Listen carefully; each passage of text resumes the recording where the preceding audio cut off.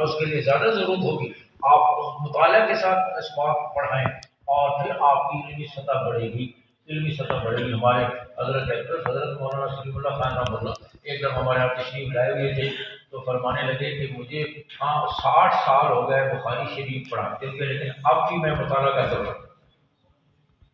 آپ تھوڑا مطالعہ نہیں کرتے، بہت مطالعہ کرتے۔ حضرت فرمانے کا ہمارے گھر والے آپ سے باتیں کرنے کو ترس گئے، اور میں سردیوں میں کہتا ہوں تم منہ پر رضائی لے لو، میں تو لائٹ اپنی بند نہیں کرتا، مطالعہ نہیں کرتا، ہم سے باتیں نہیں کرتے۔ تو میں نے آج کہ حضرت اب آپ بوڑھے ہو گئے، آپ نہیں کرتے، جب وقت تھا اس وقت تو کرتے ہوں گے۔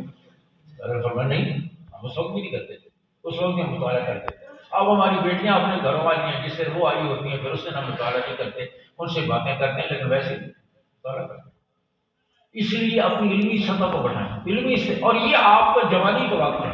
میں اکثر پنجاب کے سارے اضلاع میں گیا، وفاق کی طرف سے نوجوان علماء سے